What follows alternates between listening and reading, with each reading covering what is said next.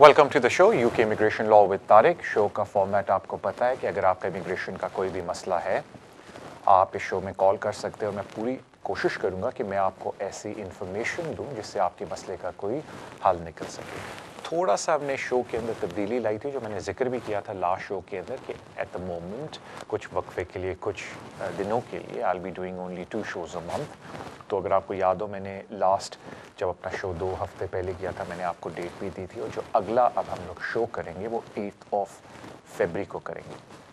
तो मैंने कहा मैं आपको ज़रा वो चीज़ बता दूँ। इससे पहले मैं कॉल्स लेनी शुरू करूँ, मैं एक छोटी सी इन्फॉर्मेशन देना चाहता था लोगों को। जो आपको पता है शो का फॉर्मेट कि मैं ट्राई करता हूँ कि कोई इन्फॉर्मेशन दे दूँ लोगों को जो कि फ़ायदेमंद हो।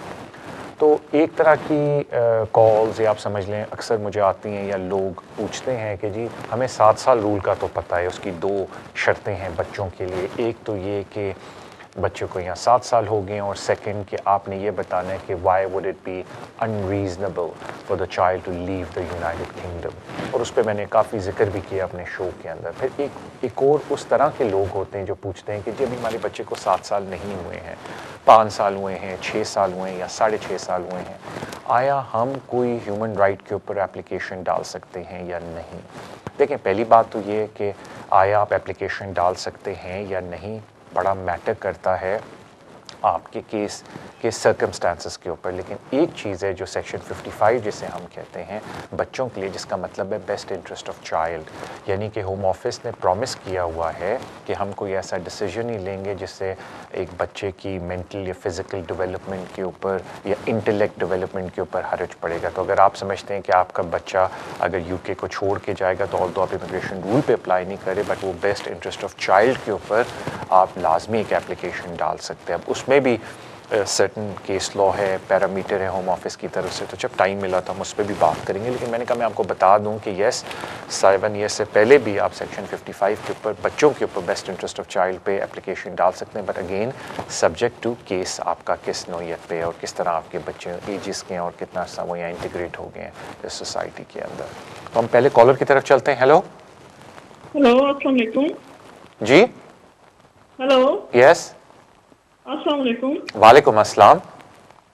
जी मुझे असल में मैंने आपको पहले भी एक दफ़ा फ़ोन किया है इस सिलसिले में कि मेरे हस्बैंड ने अभी इंडेफिनेट जो है वो अप्लाई करना है तो 2019 में। तो मुझे ये पूछना था कि उनको 18,600 इनकम शो करवानी पड़ेगी पहली बात, और दूसरी ये कि आपने कहा था कि नहीं, तो हमें बहुत सारे जो वकील हैं वो कंफ्यूज कर रहे हैं, वो कहते हैं नहीं जी करवानी पड़ती है। तो आप हमें कोई सॉलिड रीजन देंगे कि मतलब, क्योंकि उनकी वेबसाइट पे होम हाउस वालों की कहीं भी नहीं दिया हुआ कि 18,000 जो है वो शो करवाएं, ना ही उनके एप्लीकेशन फॉर्म पे दिया हुआ है। लेकिन वकील ये मुसलसल कह रहे हैं कि जी करवानी पड़ती है, लेकिन आपने लास्ट टाइम प्रोग्राम में मुझे बताया था कि नहीं करवानी पड़ती। तो इस तरह थोड़ी सी हमें कंफ्यूजन है। तो ये प्लीज़ आप हमें बताएंगे कि सॉलिड रीजन के क्यों मतलब नहीं करवानी पड़ती। बड़ी मेहरबानी जी।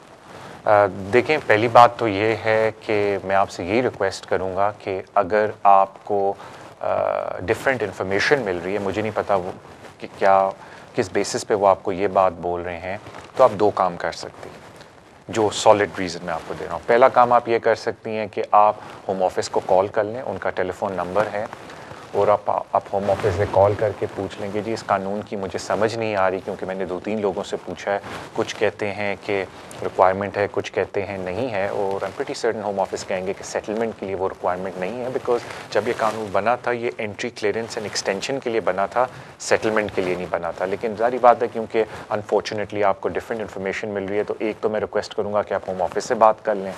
दूसरी मैं आपको रिक्वेस्ट ये कर सकता हूँ कि अगर आप किसी भी लीगल रिप्रेजेंटेटिव को रब्ता करें और उनको बोलें कि मुझे जो होम ऑफिस की लीगल रिक्वायरमेंट है उस पेज के ऊपर बता दें कौन सा पेज नंबर है, तो मैं भी अगर आप मुझसे अब रब्ता करें मैं आपको पेज नंबर दे दूंगा। तो उसमें लिखा होगा कि जो सेटलमेंट अप्लाई करते हैं, जो इमिग्रेशन रूल है, तो उसमें आप देखिएगा कि जो लोग सेटलमेंट अप्लाई करते हैं उनको 18,600 की रिक्वायरमेंट नहीं है, बट जो लोग पहली दफ़ा इस कंट्री में आते हैं या जो पहली दफ़ा वीज़ा लेते हैं और फिर उस पर एक्सटेंशन लेते हैं, उनको 18,000 जो फाइनेंशियल रिक्वायरमेंट है वो उन पर लागू होती है।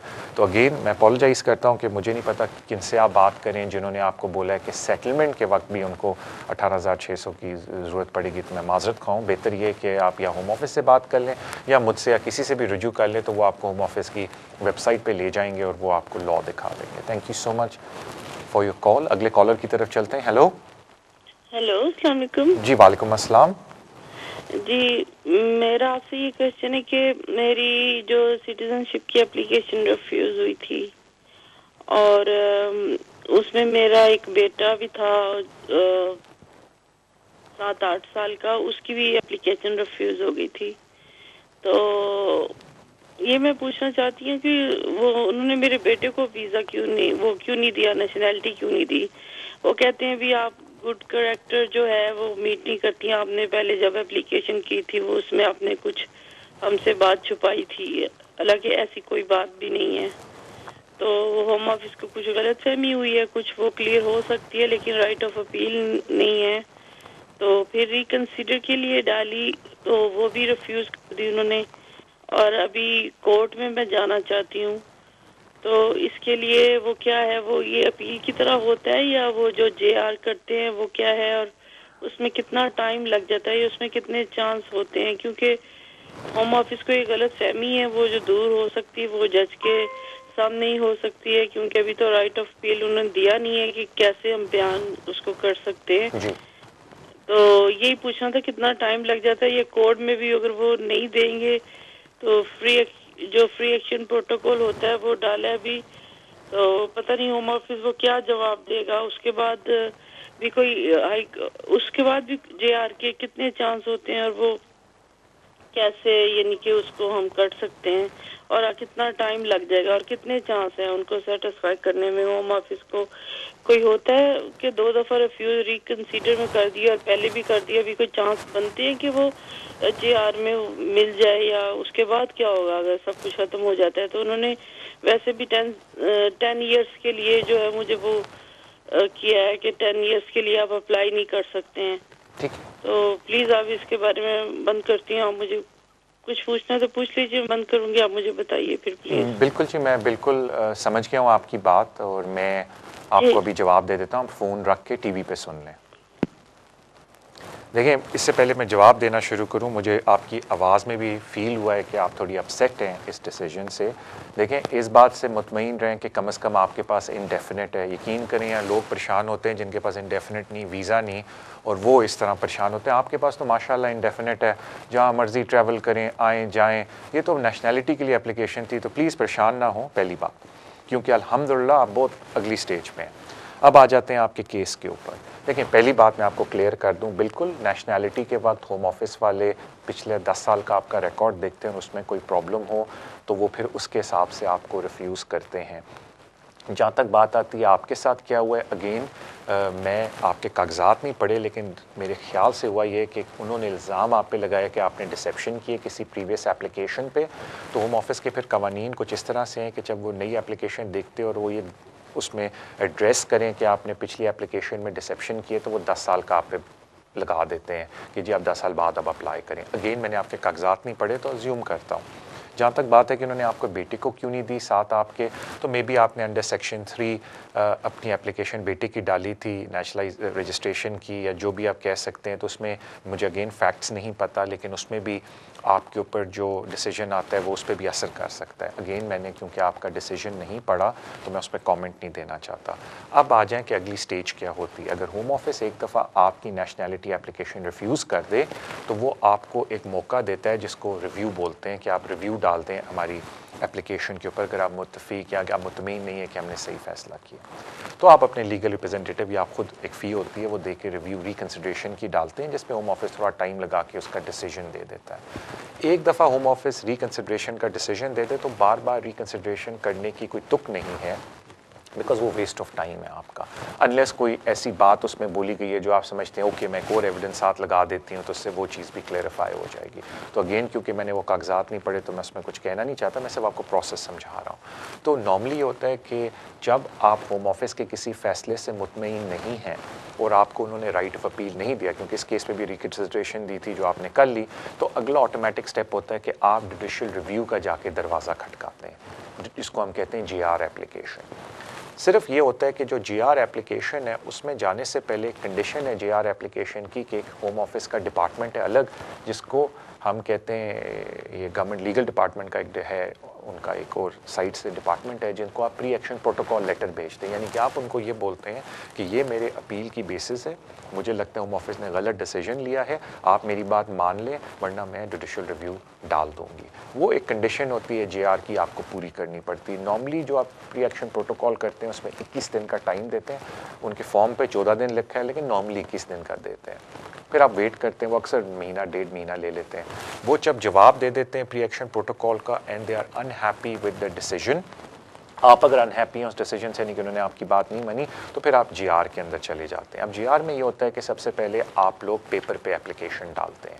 वो एप्लीकेशन जब जमा होती है तो साथ ही जो गवर्नमेंट के लॉयर्स होते हैं, जिन जो आप उनका नया नाम पहले ट्रेजरी सोलिसिटर होता था, अब गवर्नमेंट लीगल डिपार्टमेंट बोलते हैं, उनको एक कॉपी आपके जीआर की जाती है। फिर उनके पास 21 दिन होते हैं उसका जवाब देने का, जो कि अगेन वो महीना रफली ले लेते हैं। यानी कि जब आप जीआर जमा कराते हैं प्री एक्शन प्रोटोकॉल के बाद तो तकरीबन महीना लग जाता है होम ऑफिस को, ये लीगल डिपार्टमेंट को अपना जवाब देने में।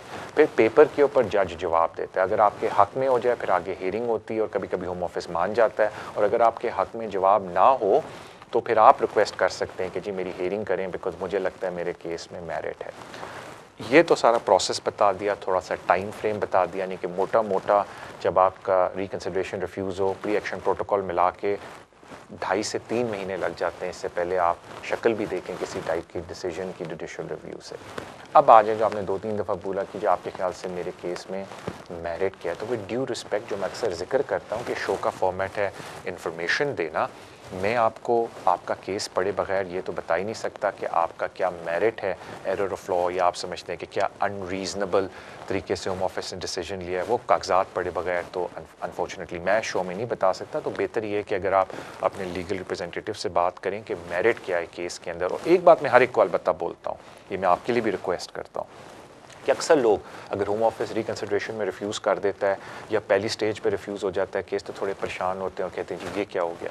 देखें, अगर होम ऑफिस हर, और मैं ये बहुत कहता हूँ अपने शो में, जिन्होंने सुना है फिर कहेंगे रिपीट करें क्योंकि कुछ अर्सा हुआ ये बात नहीं बोली, कि अगर हर डिसीजन होम ऑफिस सही ले ले तो अपील की ज़रूरत ना पड़े, अगर हर डिसीजन जज ठीक ले ले तो उससे ऊपर अपील की ज़रूरत ना पड़े। यानी कि देखें हर स्टेज पे अपीलें होती हैं, उसकी वजह है कि अगर आप एक जगह से मुतमईन नहीं है दूसरी जगह जाएँ, तो वो सारा डिपेंड करता है कि एक आपके केस में मेरिट कितना है एंड सेकेंड फाइनेंस पर, उसको हर चीज़ में खर्चा लगता है। तो again I am very sorry कि मैं आपको वो तसल्ली नहीं दे सकता कि आपका केस में जान कितनी है, बिकॉज मैंने आपका केस नहीं पढ़ा। लेकिन इस बात से आप परेशान ना हो कि जी हर जगह से रिफ्यूज़ हो रहा है, बिकॉज तभी ये लेयर्स बनी हुई हैं अपीलों की। तो अगेन अपने लीगल रिप्रेजेंटेटिव से जाके बात करें। मैं सिर्फ I can wish you the best of luck. अगले कॉलर की तरफ जाते हैं। Hello hello hello hello hello, हाँ जी जी, अस्सलाम वालेकुम सर। हाँ, वालेकुम सलाम। अपना सवाल। वालेकुम अस्सलाम, अपना सवाल पूछ लीजिए। अच्छा तारिक साहब, मेरे को यहाँ पे ह्यूमन राइट्स पे 10 साल का रूट के ऊपर डाल दिया उन्होंने, वीजा मिला था जी। लेकिन मेरा बच्चा अभी ब्रिटिश हो गया है, तो क्या वो ब्रिटिश के 5 साल के रूट पे जा सकता हूँ मैं? जी बिल्कुल। और कोई सवाल आपका? बस यही है, तो उसमें क्या कंडीशन है कि कौन से डॉक्यूमेंट्स चाहिए, क्या करना चाहिए? ऑलराइट, बड़ी मेहरबानी। देखिए मेरे ख्याल से पहले ये हुआ होगा कि उन्होंने आपको 10 ईयर लॉफुल रेजिडेंस पीरियड में एफपी में डाल दिया होगा, और अब आप चाह रहे हैं कि उस 10 ईयर से आप 5 साल में आ जाएं। बिल्कुल, आप वो होम ऑफिस को एक अलग एप्लीकेशन एफपी की उसी तरह डलती है, और आप फिर बोलते हैं कि मुझे 10 से 5 में डाल दो, और जो 5 साल की मेन रिक्वायरमेंट, इसमें मेन है इंग्लिश और बाकी वगैरह जो फाइनेंशियल एक्सेट्रा रिक्वायरमेंट्स है, आप उनको पूरा करते हैं। तो अगेन आप स्विच बिल्कुल कर सकते हैं। और जहाँ तक बात है कि क्या स्पेसिफिक रिक्वायरमेंट है, अगेन मैं बड़ा माजरत खाऊँ कि शो का फॉर्मेट है इन्फॉर्मेशन देना।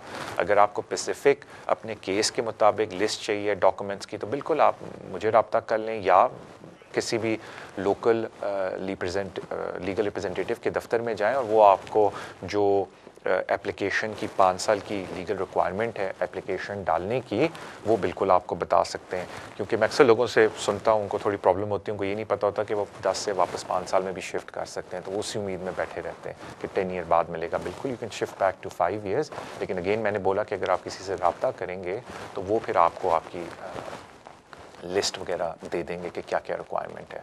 मुझे अब बताया जाता है कि हमारे ब्रेक का टाइम है। अगेन मैं माजरत ख्वाह हूँ कि मैं थोड़ा टाइम लगा के जवाब देता हूँ, तो अक्सर लोग फिर वेट कर रहे होते हैं कॉल पे, बट इंशाल्लाह ब्रेक के बाद I take more calls. Thank you.